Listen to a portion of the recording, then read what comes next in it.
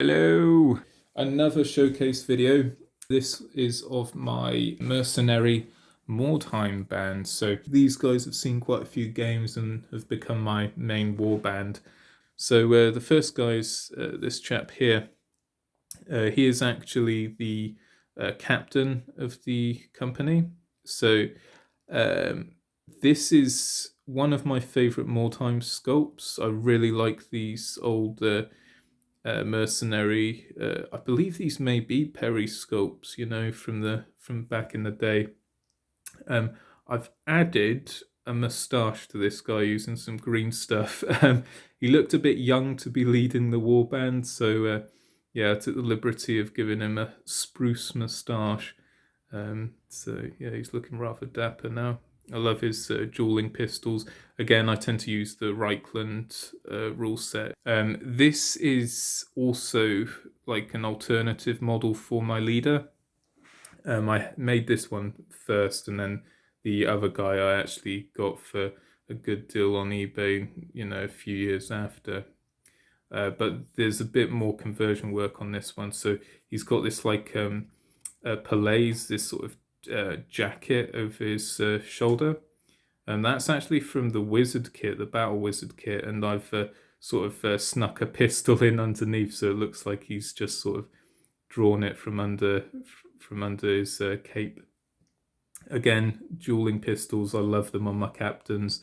It means that your captains don't have to get too close, and the feathers on his helmet, they're actually from the War of the Roses. I think it's the knight set from one of the horses. So that's where that came from, if you're wondering. So I tend to have my Youngbloods with maces or bludgeons and daggers. So as you can see, he's got a Norseman's head. So this guy is actually called the Norseman. He's been adopted by the warband, and he's he's an interesting character. He's rather mute. He doesn't talk to the other guys, and yeah, there's probably a good reason for that. Youngblood is Carl Tanner. So he's a nasty piece of work. This guy, he's got his dirk there, and yeah, he looks a bit gnarly. So that's that guy there. He keeps hold of all the accounts and that, and he also doubles up as a wizard if I need one in my warband.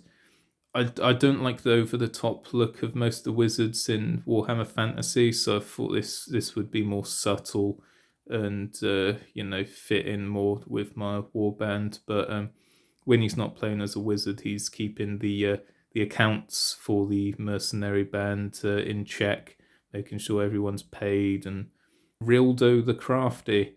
So this is an interesting model. So I've got the old Dungeon Quest board game from Games Workshop, and this is a character. Rildo's a character from that game. One of the expansions, I think. He may have appeared in Warhammer Quest. I'm not sure.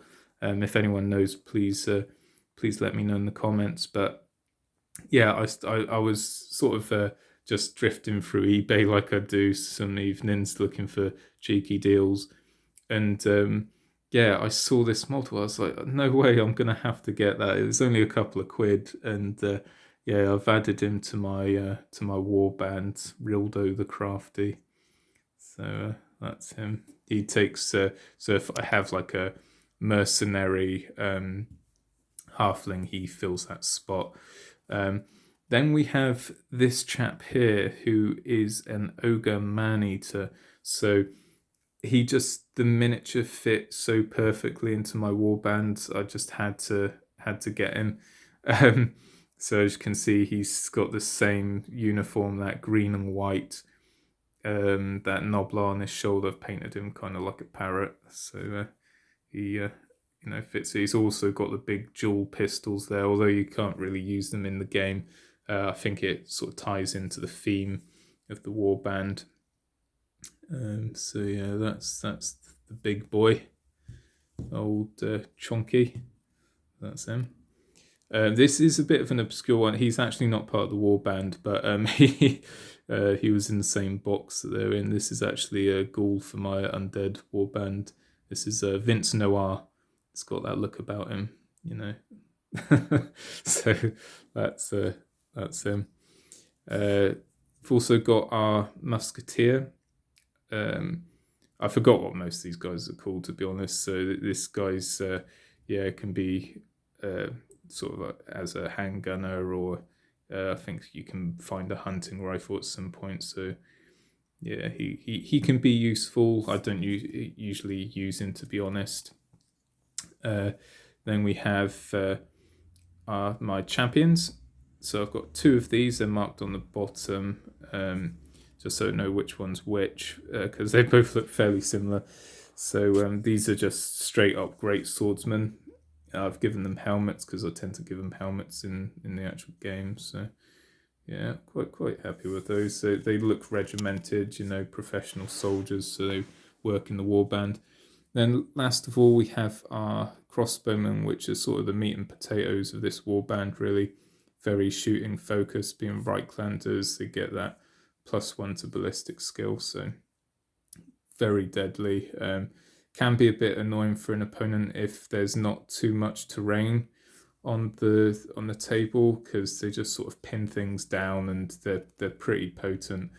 So yeah, we've got a number of these guys. There's 5 in total. If they get that lad's got talent, I tend to use this model for that because he's sort of in a more commanding pose. But yeah, so that's him there. And then the last model, I just have to have a random halberdier in case I come across one or want to mix it up a bit. So that's that chap there. And then I've just got some chests as well. I've got a bunch of these. I can't remember what board game these are from. It's probably something like Hero Quest or something like that. I'm not sure. I can't remember. But yeah, a bunch of those for scenarios. So that's my Right-Clan Mordheim band.